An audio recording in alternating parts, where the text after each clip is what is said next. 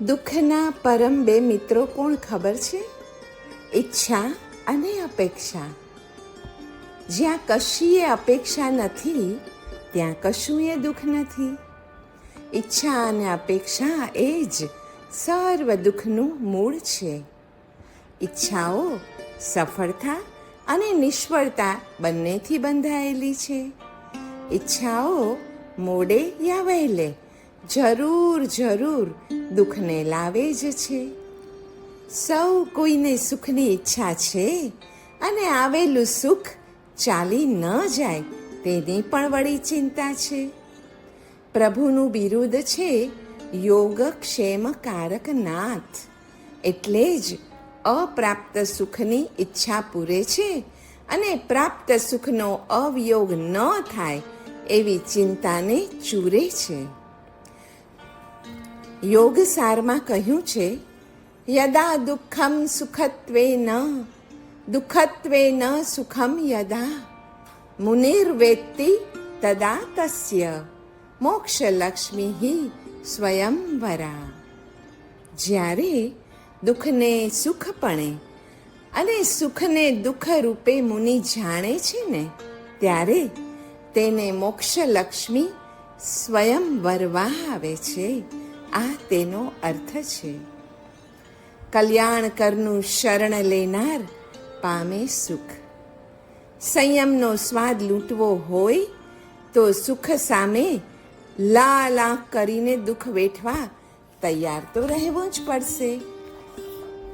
સર્વને સુખ પ્રિય છે અને દુઃખ અપ્રિય એમ સમજીને અન્ય જીવોને દુઃખ આપવાનું બંધ કર.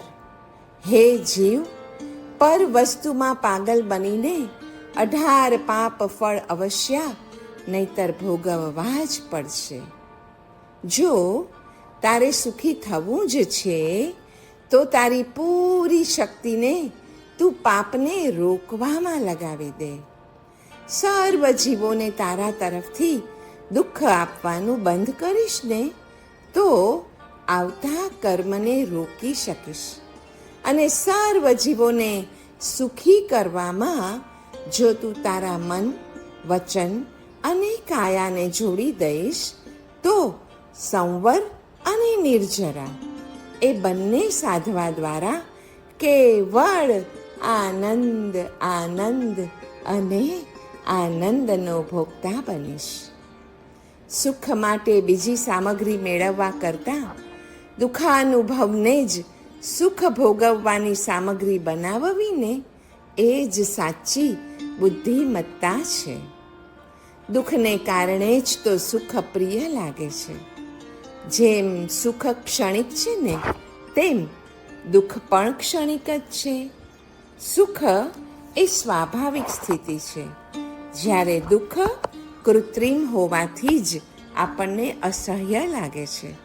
તથા સુખ વખતે પણ દુઃખની લટકતી તલવાર સુખનો ઉપભોગ લેવા દેતી નથી. દુઃખને સુખનું કારણ માનવાથી દુઃખ પ્રત્યે અણગમો ચાલ્યો જાય. બસ પછી તો એકલું સુખ જ અવશેષ રહે છે. સુખ સત્ય છે અને દુઃખ મિથ્યા છે. કેમ કે સુખ એ ભાવાત્મક અને દુઃખ એ અભાવાત્મક વસ્તુ છે. દુઃખનો અનુભવ તો થાય પણ તે આત્માનો સ્વભાવ નથી. દુઃખ ક્ષણિક હોય તેને દૂર કરી શકાય છે, જ્યારે સુખ તો આત્મ સ્વભાવ રૂપ હોવાથી કાયમ માટે રહે છે. જગમાં જો દુઃખ ન હોત ને અથવા જગમાં દુઃખ ભલે હોત પણ તેનો નાશ શક્ય ન હોત ને તો શાસ્ત્ર વિષયક આપણને કોઈને જિજ્ઞાસા પણ ન હોત. દુઃખનો અનુભવ સુખના સ્વાદને ચખાડનારો છે. સર્વ જીવોને સુખી કરવા માટે, સંવર અને નિર્જરાના કાર્યોને કરવા માટે બસ અનવરત રીતે પ્રયત્નશીલ રહેવું. મનને આધીન થવાથી તો સંસારના જીવોને અધિક પીડાકારક થવાય છે. મારા આત્મહિત માટે તો એક પણ જીવને દુઃખ ન દઈને સર્વ જીવોને સુખી કરવાની ભાવનામાં મારે રાત દિવસ રહેવું જોઈએ. શાંતિ એટલે રાગ અને દ્વેષની નિવૃત્તિ. શાંતિ એટલે સુખમાં રાગ અને દુઃખમાં દ્વેષ છોડીને તટસ્થ રહેવું તે. વિતરાગતા એટલે રાગ અને દ્વેષ રહિત અવસ્થા, જેનો અર્થ છે પરમ શાંતિ. શાંતિ મંત્રમાં ઓમ પૂર્ણમદ શ્લોકની સાથે ઓમ શાંતિ શાંતિ શાંતિ એમ આધિ ભૌતિક, આધિ દૈવિક કે આધ્યાત્મિક એમ ત્રણેય પ્રકારના દુઃખનો અંત પૂર્ણતાની ભાવનાથી સવેળા આવે એટલે આપણે એ શાંતિ મંત્રમાં ઓમ શાંતિ એવો 3 વાર ઉચ્ચારણ કરીએ છીએ.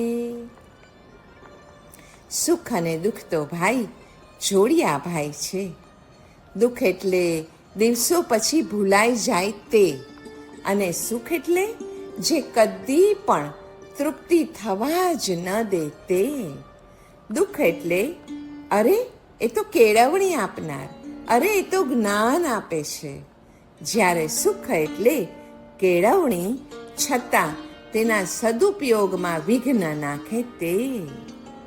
જ્ઞાન હોય ને તો પણ સુખ તે ભૂલાવી દે છે. આ ઉપરથી સુખ કરતાં દુઃખ વધારે સારું છે, કેમ કે તે કપરું ભલે છે પણ સુવર્ણની જેમ ટીપાઈને ચમક પામનારું છે. સુખ દુઃખનું બીજ તો આપણને ખબર જ છે કે આપણા પોતાના જ પૂર્વે કરેલા શુભ અને અશુભ કર્મો છે. જ્ઞાની કે ભક્તનો પણ જીવન વ્યવહાર વિકાર મુક્ત નહીં બન્યો હોય ત્યાં સુધી દુઃખનો સંપૂર્ણ નાશ તો થવાનો જ નથી. પવિત્રતા એ સાચા સુખનું આસન છે.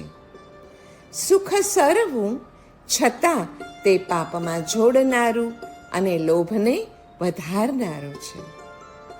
સુખ અને દુઃખને સમાન માનવા કરતાં દુઃખના કારણો જ આ જીવનમાં રહે જ નહીં ને એવો પુરુષાર્થ શા માટે ન કરીએ?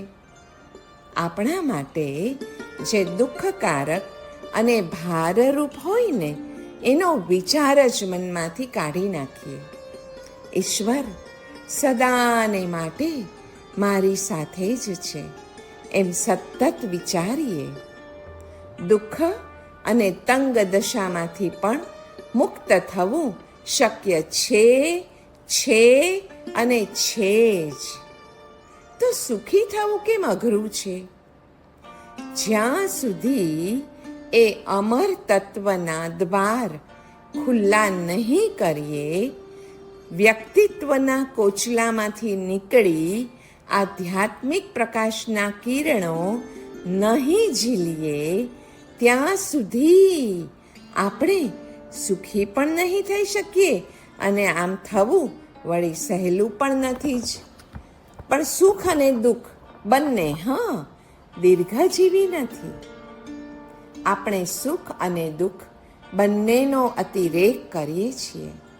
આપણે કદી પણ માનીએ ને એટલા સુખી પણ હોતા નથી અને માનીએ એટલા દુઃખી પણ હોતા નથી.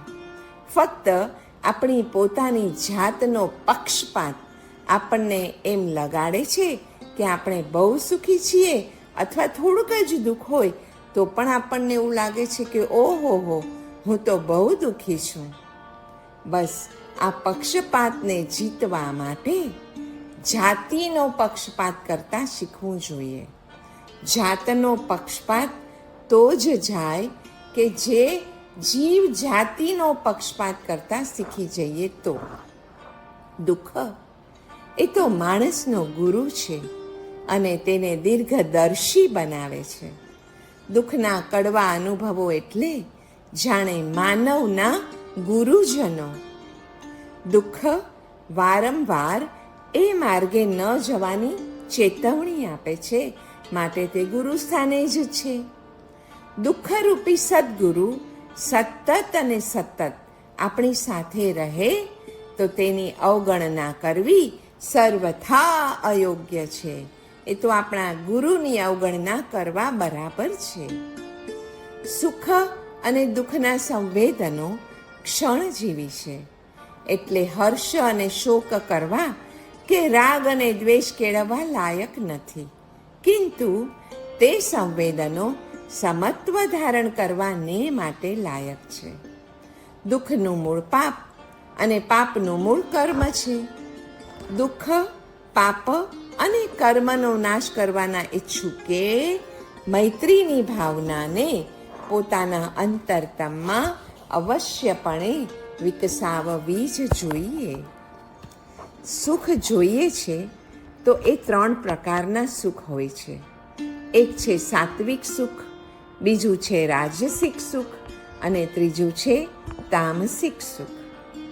હવે સાત્વિક સુખ છે ને એ આરંભમાં વિષ પણ પરિણામે અમૃત તુલ્ય હોય છે. જે રાજસિક સુખ હોય એ આરંભમાં મધુર, કિંતુ અંતે વિષ જેવું નીવડે છે. અને તામસિક સુખ તો આરંભે અને અંતે બંને સમયે આપણી બુદ્ધિને મોહ પમાડનારું હોય છે. ઉપરાંત નિદ્રા, પ્રમાદ અને આળસથી ઉત્પન્ન થયેલું સુખ એ તામસિક સુખ જ કહેવાય છે. આ ત્રિગુણાત્મક સુખ એ જ મહાદુઃખના બીજ છે. સુખના એ આમંત્રણમાં દુઃખને પણ આમંત્રણ છે જ. સુખ શોધવાથી નથી મળતું. એને તો આપણે ઉત્પન્ન કરવું પડે, એને જન્માવવું પડે, જે અંદરથી જ જન્મે છે. તમારી પાસે શું છે ને એના ઉપર તમારા સુખનો આધાર નથી, પરંતુ તમે શું વિચારો છો એના ઉપર જ તમારા સુખનો આધાર છે. પણ જ્ઞાનીઓને સુખ દુઃખથી શું? 3 ગુણોથી નિરંતર થયા કરતા અને જેના થવાનો કદી પણ અંત આવતો જ નથી એવા સુખ અને દુઃખ આદિની ચિંતા જ્ઞાનીઓ તો ક્યારેય કરતા જ નથી. જ્ઞાનીઓ ક્યારેય સુખ દુઃખ આદિમાં રાચતા નથી અને તેઓ કદાપી સુખ અને દુઃખ આદિથી ખેદ પણ પામતા નથી. બીજાને દુઃખ ન આપવાથી પોતાનું દુઃખ જાય છે. જો પોતાનું દુઃખ મટાડવું હોય ને તો બસ એક કામ કરીએ, આ ક્ષણથી જ બીજાને મન, વચન કે કાયા દ્વારા દુઃખ આપવાનું બંધ કરીએ. આપણને જે સંતોષ થાય છે ને એ સુખ અને આનંદ છે. વૈરના બદલે વૈર કરાય કદાપી નહીં. જગતના સુખ અને શાંતિ માટે એ સાચો ઈલાજ છે જ નહીં.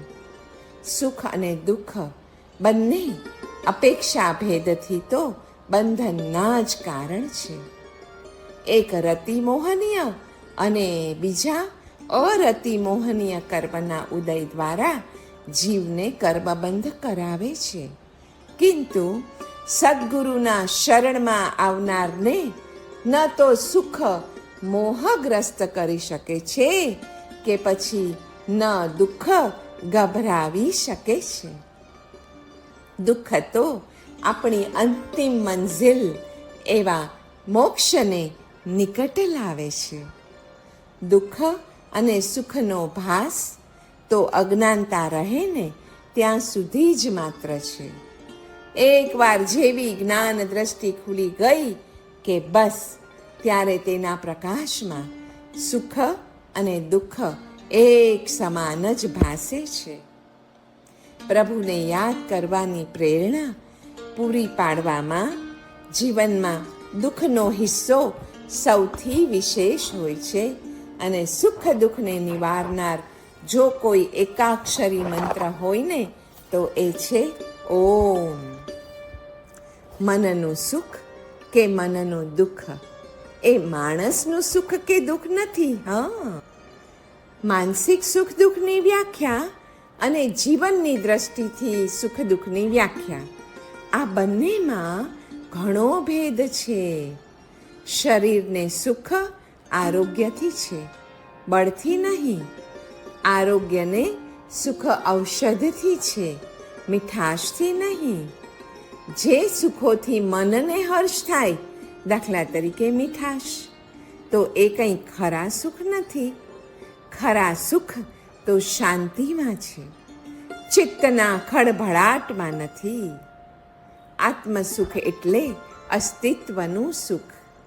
પોતાની હયાતીનો કદી પણ આપણને કંટાળો આવતો નથી.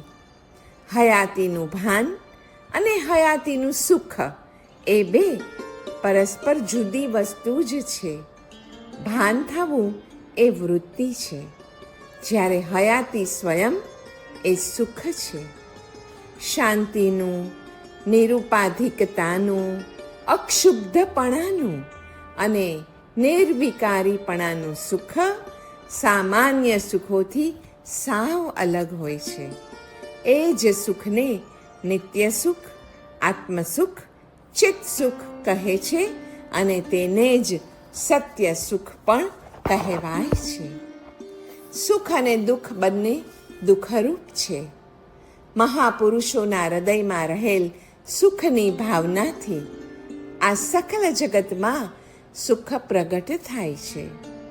જો આ જગતમાં મહાપુરુષોના મનમાં સર્વેપી સંતો સુખિનઃ ઇત્યાદિ ભાવો ન હોત ને, તો કોઈ પણ જીવ કદાપી કોઈ પણ પ્રકારનું સુખ પામી ન શકત.